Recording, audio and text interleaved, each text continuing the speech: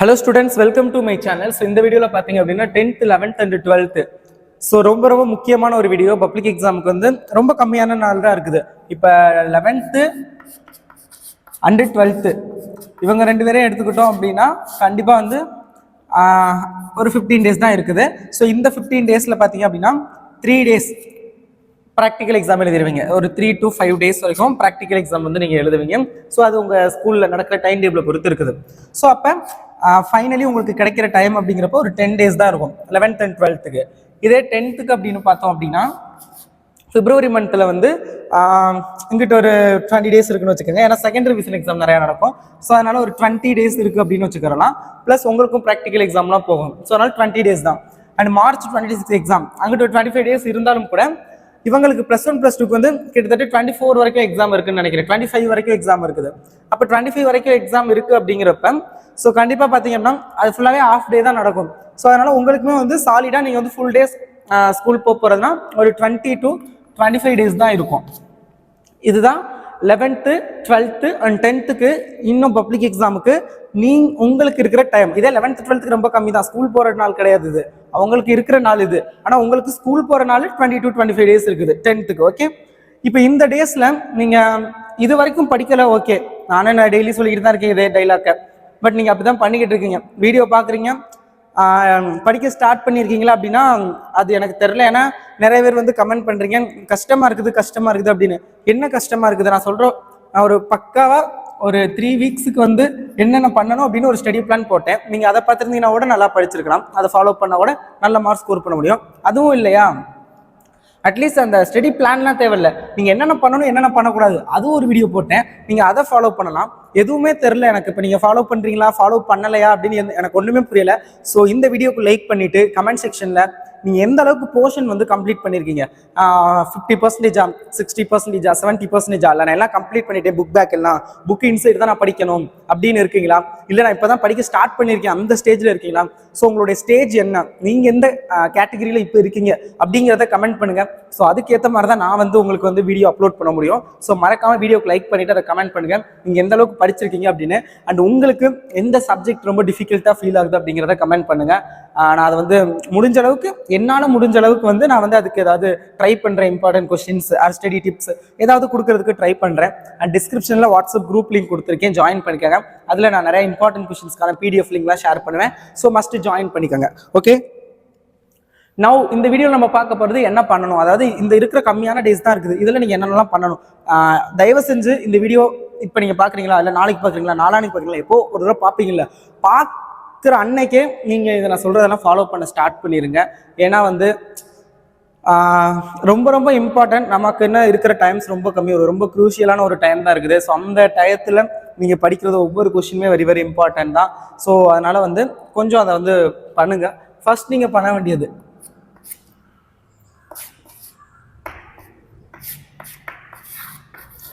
PYQ previous year question பேப்பரை நீங்கள் collect பண்ணணும்.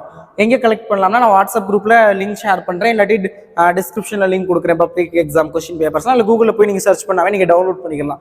ப்ரீவியஸ் இயர் கொஸ்டின் பேப்பரை கலெக்ட் பண்ணுறதோடு நிறுத்தக்கூடாது. நிறைய பேர் கரெக்டாக டவுன்லோட்லாம் பண்ணிடுவீங்க, ஆனால் அதை ஒழுங்காக செக் பண்ண மாட்டீங்க. டவுன்லோட் பண்ணி முதல்ல அந்த கொஸ்டினில் வந்து என்னென்ன கொஸ்டின்ஸ்லாம் கேட்டிருக்காங்க நீங்கள் ஒரு தடவை பாருங்கள். ஓகே, இதெல்லாம் உங்களுக்கு மேலே தெரியுதுன்னு பாருங்கள். பியூராக எனக்கு வந்து கரெக்டாக தெரியும், இந்த கொஸ்டினுக்கு ஆன்சர் எனக்கு கரெக்டாக தெரியும் அப்படின்னு எதெல்லாம் பாருங்கள், அதெல்லாம் மார்க் பண்ணிக்கோங்க. அடுத்தது எனக்கு இந்த கொஸ்டின் படித்த மாதிரி இருக்குது ஆனால் மைண்டில் இல்லை, ஸோ அந்த மாதிரி கொஸ்டின் ஒரு சில இருக்கும், அதை ரவுண்ட் பண்ணிக்கோங்க. ஃபஸ்ட்டு டிக் பண்ணிக்கோங்க. நல்லா தெரிஞ்சதா தெரியாத படித்த மாதிரி இருக்கும் ஆனால் மறந்துருக்கும், அந்த இடத்துல ஆன்சர் தெரியாது, அதை ரவுண்ட் பண்ணிக்கோங்க. பண்ணதுக்கப்புறம் நீங்கள் என்ன பண்ணுறீங்கன்னா பேலன்ஸு எதெல்லாம் படிக்காமல் இருக்கீங்களோ ஸோ அதெல்லாம் பேலன்ஸ் அப்படியே விட்டுருங்க. ஃபர்ஸ்ட் நீங்கள் என்ன பண்ணணும்னா ஸோ அந்த படித்த கொஷின்ஸ் இருக்குல்ல, ஸோ அது நல்லா கரெக்டாக தெரியுங்கிறப்ப தான் நீங்கள் டிக் பண்ணியிருக்கீங்க. ஓகே, அதை விட்டுறலாம். ரெண்டாவது படிச்சிருக்கீங்க ஆனால் மறந்து போயிருக்கு. அப்போ அதை நீங்கள் என்ன பண்ணணும்னா அந்த ரவுண்ட் பண்ணியிருக்க கொஸ்டினை வந்து நீங்கள் என்ன பண்ணணும்னா ஸோ நீங்கள் வந்து அந்த கொஸ்டின் பேப்பரை ஒரு தடவை படிங்க. அந்த கொஸ்டினுக்கான ஆன்சர் வந்து படிங்க.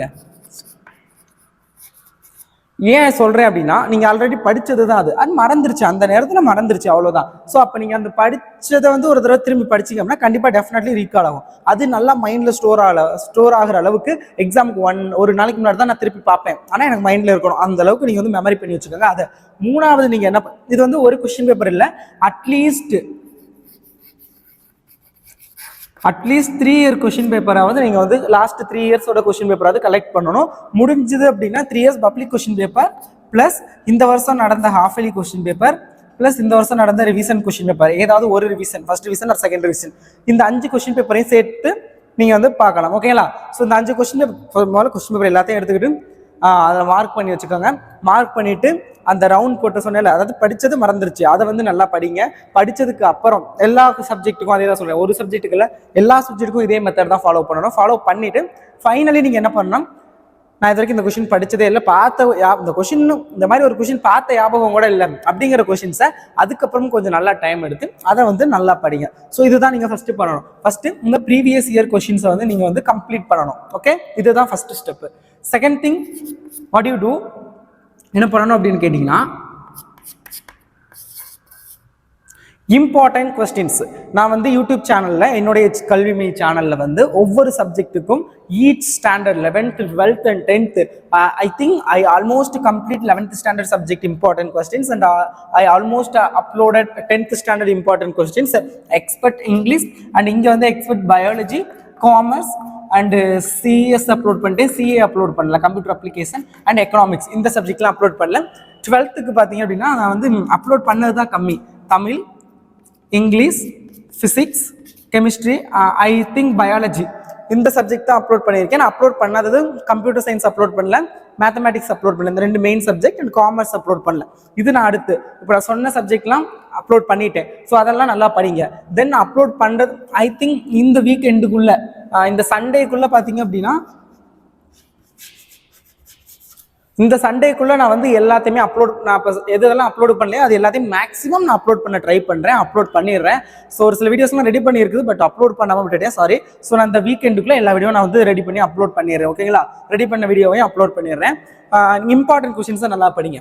இப்போ நீங்கள் இது 2 மட்டும் நல்லா தரவா, important question plus previous year question. Suppose previous year கொஸ்டினில் உள்ள கொஸ்டின் நான் சொன்ன இம்பார்ட்டன்ட் கொஸ்டின்ல இல்லை அப்படின்னா அந்த கொஸ்டினையும் நீங்கள் சேர்த்து தான் படிக்கிறோம். ஸோ அதனால தான் 2டையும் சேர்த்து சொல்கிறேன். இல்லாட்டி இம்பார்ட்டன்ட் கொஸ்டின்ஸை மட்டும், இம்பார்ட்டன்ட் கொஸ்டின்ஸ் என்ன அப்படின்னா, இந்த வருஷம் 2024 பப்ளிக் எக்ஸாமில் எந்த கொஸ்டின்லாம் எக்ஸ்பெக்ட் பண்ணுறோமோ ஸோ அதை தான் வந்து நாங்கள் வந்து சொல்லியிருக்கோம். ஏன் இதில் இல்லது ஒரு சில நேரத்தில் இதில் இருக்காது. ஏன் அப்படின்னு கேட்டிங்கன்னா, லாஸ்ட் இயர் கேட்ட கொஸ்டின் எப்போவுமே நெக்ஸ்ட் இயர் இப்போ 2023 ஒரு கொஸ்டின் ஃபிசிக்ஸில் கேட்டிருக்காங்க அப்படின்னா, for example 12th Van de Graaff generator, இல்லை 11th வந்து டைப்ஸ் ஆஃப் எரர்ஸு, ஸோ அந்த மாதிரி சம்திங் ஏதோ ஒரு கொஸ்டின் லாஸ்ட் இயர் கேட்டிருக்காங்க அப்படிங்கிறப்ப அது இந்த வருஷம் கேட்பாங்களா அப்படின்னு கேட்டிங்கன்னா, இது வரைக்கும் அந்த மாதிரி மேக்ஸிமம் பண்ண மாட்டாங்க. லாஸ்ட் இயர் கேட்டதை அப்படியே கேட்க மாட்டாங்க. 90%. அந்த 10% பார்த்தீங்க அப்படின்னா மேபி ஒரு சில கொஸ்டின்ஸ் லாஸ்ட் இயர்லேருந்து வரலாம். ஸோ அதனால தான் கம்ப்ளீட்டாக பட் அப்படியே கேட்க மாட்டாங்க. ஸோ அதனால நான் லாஸ்ட் இயர் கொஸ்டின்லேருந்து மேபி ஒமிட் பண்ணியிருக்கலாம். பட் நீங்கள் ப்ரீவியஸ் இயர் கொஸ்டினும் படிக்கணும். பிகாஸ் நீங்கள் இப்போ நான் சொல்கிறது எதுவுமே வந்து பார்த்தீங்க அப்படின்னா உங்களுக்கு வந்து 100 மார்க்குக்கு தான், உங்களுக்கு ப்ராக்டிக்கல் எல்லாமே சேர்த்து 100க்கு வந்துடும். 100க்கு நீங்கள் வந்து 60+ மார்க்கோ 70+ மார்க்கோ எடுக்கிறதுக்கு கிடையாது. எல்லாமே பார்த்தீங்க அப்படின்னா நீங்கள் வந்து முடிஞ்ச அளவுக்கு 95+ மார்க் வந்து ஸ்கோர் பண்ணணும். 90 to 95 வந்து ஸ்கோர் பண்ணுறதுக்கு தான் நான் இந்த வீடியோஸ் அப்லோட் பண்ணுறேன். ஸோ அதனால் வந்து எல்லாத்தையும் கம்ப்ளீட் பண்ணுங்க. இது 2 மட்டும் நல்லா படிச்சிங்க அப்படின்னாவே மேக்ஸிமம் பார்த்தீங்க அப்படின்னா 85 மார்க்லேருந்து 95% பார்த்தீங்க அப்படின்னா ஒரு 95% வரைக்குமே கம்ப்ளீட் பண்ணிடலாம். அப்போ அந்த பேலன்ஸ் 5% எங்கே போச்சு அப்படின்னு கேட்டீங்கன்னா, ஸோ அதுதான் வேற ஒன்றும் கிடையாது. அது வந்து புக் இன்சைட் கொஸ்டின்ஸ் கேட்க சான்சஸ் இருக்குது. அண்ட் வந்து creative questions, book inside questions, creative questions ரெண்டும் ஒன்றுன்னு நீங்கள் நினைக்கிறீங்க. நோ, நெவர், ரெண்டுமே ஒன்றும் கிடையாது. புக் இன்சைட் கொஸ்டின்ஸ் மீன்ஸ் உங்களுக்கு அது புக்கில் தான் இருக்கும், பட் அது புக் பேக்கில் இருக்காது. புக்கில் ஏதோ ஒரு இடத்துல இருந்து எடுக்கிறாங்க. கிரியேட்டிவ் கொஸ்டின்ஸ் மீன்ஸ் உங்களுக்கு அது புக்கிலே முதல்ல இருக்காது, அந்த டாபிக் உங்களுக்கு இருக்குமே தவிர அந்த கொஸ்டினோ அது சம்மந்தப்பட்டதோ இருக்காது. ஸோ இப்போ ஃபார் எக்ஸாம்பிள் இப்போ வந்து லைக் எது வேணாலும் எடுத்துக்கலாம். இப்போ ஃபிசிக்ஸில் நிறைய ஃபிசிக்ஸுக்கு பெரிய எக்ஸாம்பிள் கொடுக்கலாம், மேக்ஸ் அந்த மாதிரி சம் வந்து நிறைய கேட்கலாம். உங்களுக்கு வந்து அந்த டாபிக் இருக்கும், அதில் அந்த டாபிக் இருக்கும். ஆனால் அந்த டாப்பிக்கில் உள்ள ஆன்சர் புக்கில் இருக்குள்ள பேரா அதில் அந்த கொஸ்டின் இருக்காது. பட் அந்த டாப்பிக்கு சம்மந்தப்பட்ட ஒரு கொஸ்டின் அவங்களாம் கிரியேட்டிவாக ஒன்று கேட்கலாம். ஸோ அந்த மாதிரி இது வந்து உங்களுக்கு மேபி அந்த 5% மார்க் குறையிறதுக்கு சான்சஸாக இருக்க காரணம் இருக்குது. So previous year question paper plus important questions நான் சேனலில் அப்லோட் பண்ணியிருக்குது. ஸோ எந்த சேனலில் வேணாலும் பார்த்து படிங்கன்னு நான் சொல்ல மாட்டேன். ஏன்னா வந்து எனக்கு தெரியும், நான் அப்லோட் பண்ணது மேக்ஸிமம் நான் எது வருமோ அதை தான் நான் அப்லோட் பண்ணுவேன். பட் ஐ திங்க் மற்ற சேனல்ஸ் நான் பெருசாக நான் பார்த்ததில்லை. ஸோ அதனால் எனக்கு வந்து பெருசாக தெரில மற்ற சேனல்ஸில் எப்படி சொல்கிறாங்க. ஸோ அது உங்களுடைய விருப்பம். ஏன்னா உங்களுக்கு தான் தெரியும். நீங்கள் தான் நிறைய சேனல்ஸ் வந்து அப்பையிலேருந்து பார்த்துக்கிட்டு வருவீங்க. ஸோ உங்களுக்கு எந்த சேனல் கன்வீனியன்ட்டாக இருக்கும் ஸோ அதை பண்ணுங்க. Previous year question paper plus important question வரைக்கும் நீங்கள் பார்த்துருப்பீங்க சேனல். எனக்கு தெரிஞ்சு நான் போட்டது இது வரைக்கும் மேக்ஸிமம் குவார்டர்லியிலிருந்து ஹாஃப் இயர்லி வரைக்கும் வந்திருக்குது. நான் ரிவிஷனுக்கு இம்பார்ட்டன்ட் கொஸ்டின் அப்லோட் பண்ணல. பிகாஸ் நான் பப்ளிக் எக்ஸாமில் டார்கெட் பண்ணிட்டேன். பப்ளிக் எக்ஸாமில் தான் உங்களுக்கு மார்க் தேவை. ஸோ நான் அதுக்கு என்னென்ன அப்லோட் பண்ணணுமோ அதெல்லாம் அப்லோட் பண்ணிக்கிட்டு இருக்கேன். கண்டிப்பாக எக்ஸாம் டைத்தில் உங்களுக்கு எல்லாமே ரொம்ப யூஸ்ஃபுல்லாக இருக்கும். ஸோ அதனால் வந்து நான் பப்ளிக் எக்ஸாமை டார்கெட் பண்ணிட்டேன். ஸோ நீங்கள் வந்து அதை வந்து படிச்சுக்கோங்க. இது ரெண்டையும் நீங்கள் படிச்சிங்க அப்படின்னா மேக்ஸிமம் 85 to 95% மார்க் வந்து ஸ்கோர் பண்ணலாம். ஆனால் இந்த புக் இன்சைட் ஒன் வேர்டுமே பார்த்தீங்க அப்படின்னா நான் வாட்ஸ்அப் குரூப்பில் மெட்டீரியல் ஷேர் பண்ணுறேன். முடிஞ்ச அளவுக்கு ட்ரை பண்ணுறேன்.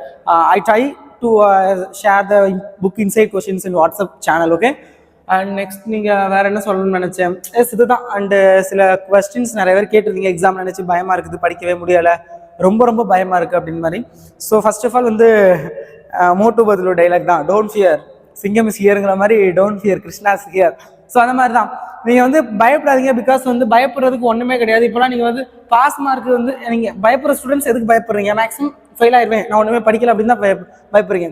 பட் ஃபெயில் ஆகிறதுக்கு வாய்ப்பே இல்லை. பிகாஸ் வந்து இப்போ பாஸ் மார்க்குங்கிறது வந்து நீங்கள் 70க்கு எழுதுறீங்க அப்படின்னா எக்ஸாமு 50 மார்க் தான் பாஸ் மார்க்கு. நீங்கள் 90க்கு எழுதுறீங்க அப்படின்னா 25 மார்க் வந்து பாஸ் மார்க்கு. ஓவரால் 100க்கு பார்த்தீங்க அப்படின்னா உங்களுக்கு வந்து 35 பாஸ் மார்க்கு. இந்த 70க்கு எழுதுறது மட்டும் 45 வரணும். ஸோ இதுதான் pass mark. So pass mark வந்து இதே 10th ஸ்டூடெண்ட்ஸ் வந்து 100க்கு தான் எழுதுவீங்க. ஸோ அவங்களுக்கு பார்த்தீங்க அப்படின்னா 35 மார்க் எடுத்தால் பாஸ். ஸோ இதான் பாஸ் மார்க்கு. நீங்கள் எல்லா கொஸ்டினையும் அட்டன் பண்ணி நீங்கள் வந்து ஒரு 20 மார்க்குக்கு படித்து எழுதிட்டு பேலன்ஸ் நீங்கள் சும்மா அட்டன் பண்ணி வச்சுருந்தீங்கன்னா மேக்ஸிமம் உங்களுக்கு 35 போட்டு பாஸ் பண்ணுவாங்க. ஸோ அதனால் நீங்கள் டோன்ட் ஃபியர். பட் அதுக்காக நீங்கள் அப்படி பண்ணாதீங்க. பட் நீங்கள் எஃபோர்ட்டே போடாமல் அப்படி பண்ணாதீங்கிறேன். நீங்கள் உங்களால் முடிஞ்ச அளவுக்கு நீங்கள் எஃபோர்ட் போட்டு படித்து ஸோ அதுக்கப்புறம் என்னால் எக்ஸாமில் எனக்கு எழுத முடியலை அப்படின்னா ஓகே, அது உங்கள் மேலே தப்பு கிடையாது. நீங்கள் முடிஞ்ச அளவுக்கு எஃபோர்ட் போட்டுட்டீங்க. ஸோ அதுக்கப்புறம் என்ன வருதோ அதை நம்ம ஏற்றுக்கறலாம். பட் நான் எந்த எஃபோர்ட்டுமே போடாமல் எக்ஸாமில் மார்க் கம்மியாயிருச்சு, என்னால் படிக்க முடியலை, ஸோ படிக்கவே இல்லை, நான் தெரியாமல் விட்டுட்டேன். ஸோ அது வந்து வேஸ்ட் ஆஃப் த டைம். அது வேஸ்ட்டு என்னை பொறுத்த வரைக்கும். ஒரேடியாக சொன்னால் அது எப்படி சொல்கிறதுனே தெரில. ஸோ அந்த மாதிரி நீங்கள் எஃபோர்ட் போட்டு ஸோ அதுக்கான ரிசல்ட் வரல அப்படின்னா ஓகே, அதை நம்ம எதிர்கொள்வது வேற மாதிரி. நான் எந்த எஃபோர்ட்டுமே போடாமல் எனக்கு ரிசல்ட் வரணும்னா வரலன்னு ஃபீல் பண்ணவும் முடியாது. ஓகேங்களா? ஸோ உங்களால் முடிஞ்ச அளவுக்கு எஃபோர்ட் போடுங்க.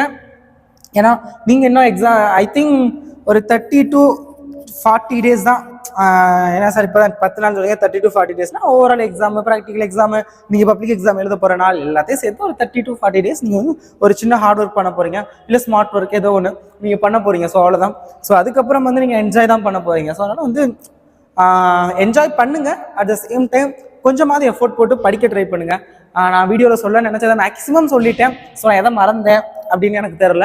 பட் ஐ திங்க் ஓகே, இதுதான் சொல்லணும்னு நினச்சேன். இது ரெண்டும் மெயினாக சொல்லணும்னு நினச்சேன். அப்புறம் எக்ஸாம் ஃபியர் அதை பற்றி சொல்லணும்னு நினச்சேன், சொல்லிட்டேன். So thank you so much for வாட்சிங் திஸ் வீடியோ. தேங்க்யூ.